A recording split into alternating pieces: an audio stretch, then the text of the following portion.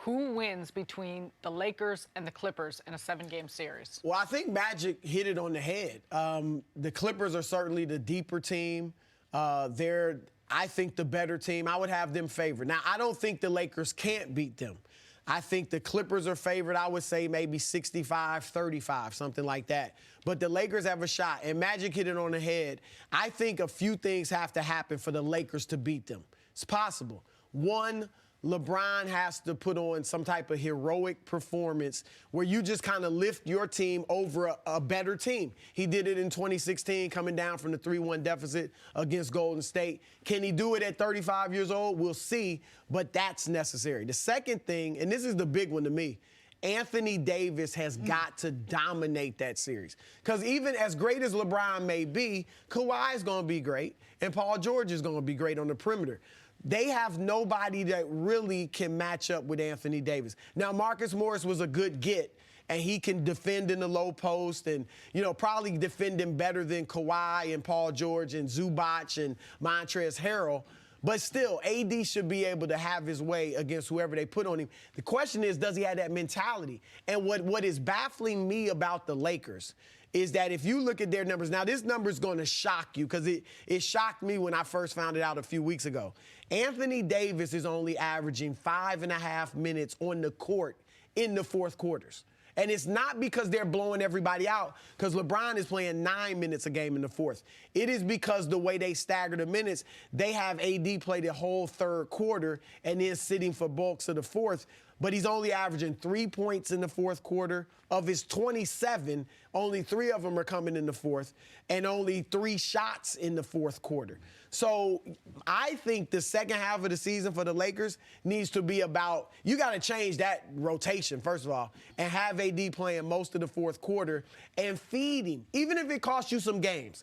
But get him used to being a go-to guy in the fourth. They did it a little against Denver before the All-Star break, and he looked good. He hit a 3, played well. So I think that's something they got to work on. And the third thing, Magic mentioned them needing a third scorer, Kyle Kuzma. But get him better acclimated, get him more comfortable. And some of it's on him too, but I think that needs to be a focus. Again, even if it costs you a few regular season games, I would focus on AD and Kyle Kuzma getting them playoff ready. Well, you brought up 2 points about getting AD and Kuzma involved in more primary focus as scorers. That takes away from LeBron being this hub that everything runs through. LeBron has to function as the main piece when you look at the on-off numbers. Anthony Davis, when the team runs through Anthony Davis, the on-off numbers are stark in the difference with Anthony Davis with LeBron without him. That's on coaching, and that's on how the structure of the team is, where LeBron is the point guard and everything runs through him. LeBron is going to have to take a step back. Right. If it's going to be that series against the Clippers where you got 3 guys that can defend him, not just Kawhi and Paul George, but Pat Beverly's going to get in his face and make things uncomfortable for him. So remember how Shaq and Kobe had those series where if you were playing against the Spurs, you knew Shaq wasn't going to dominate Duncan and Robinson. So it's going to be a Kobe series because he had the matchups. Right. If this is going to be the same thing, there has to be a stage where LeBron says, you know what, this isn't my series. And he's never actually had to do that in his career where he says, this isn't my series because the matchup doesn't lend to me being the dominant player. He's going to have to tell Anthony Davis, I'll take a step back, you go and dominate, but if you don't practice that in the regular season, how's that going to happen in the postseason? And when LeBron is in year 17 and he's never done that, what does that look like? So to me, the Lakers don't know what they want to be. The Clippers at least know what they want to be in a 7-game series as far as their toughness, their coaching, their structure, their order. The Lakers are still they're not pretenders, I'm not going to say that, but they're relying so heavily on just raw, natural talent and not necessarily structure and order. And I like your point about, like we both agree, AD needs to be dominant, it needs to be his series.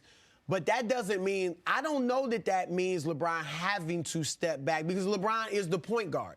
So as the point guard, it's part of his job. He's leading the league in assists, is to get the other guys involved. It just has to go through it. It has to go through Anthony Davis, I think. He said that the offense is going to run through AD, which we can argue about whether it's doing that the first 3 quarters. It's clearly not doing that in the fourth. LeBron leads the league in fourth quarter field goal attempts. So they're looking at it as LeBron's, I guess, our closer. LeBron has closed many games. We all know that. But he doesn't have the mentality of a pure closer. That's why he'll pass it off, to an open teammate at times, whereas Kobe or Michael Jordan was going to go get that bucket. That's the mentality. Kyrie, mentality of a closer. I think the Clippers have more guys. Kawhi, Lou Williams, even Paul George. I don't know if I trust Lou Williams down the stretch of games because of his shot. Because of the shot selection, it can be very feast or famine. I think he's a closer, though. Yeah. No, he's not afraid to take those shots. That's where, my question comes to who are you? Of course, you don't want to bet against LeBron James, but after that, you already mentioned you could toss Kawhi on him. You could toss Paul George on him. If you want to put Beverly on him, they got Marcus Morris now. You could toss bodies, different looks. Who else are you trusting on this Lakers roster other than Anthony Davis and not necessarily being in that position before in the postseason? And you can go down, check off the list for the Clippers, whether it's Kawhi, whether it's Paul George, whether it's Montrezl Harrell and Lou Williams, with Pat Beverly. And there are so many players, even Morris, with experience. And I think the Clippers have another level that they even tapped into yet, that they're still waiting to go to. The Lakers have been playing full bore since the start of the season. They've gelled quickly. It's been impressive to see where they're at and the numbers they're at. Clippers right behind them, and they've got Kawhi Leonard load managing. Paul George hasn't played in all the games. Beverly's been hurt. I mean, they still, the coaching staff of Doc Rivers, and you got Sam Cassell and Tyronn Lue, and just all these players who understand the nuances of how to coach in the postseason together. I think we're going to see a very different Clippers team down the stretch and in the postseason. Not to go Nick Wright on you guys, but are you betting against LeBron in the Game 7? No, if it gets to that, if it gets to a Game 7, then I think the Lakers are in really good. They're in really good shape. LeBron can get you a game. Kawhi can get you a series.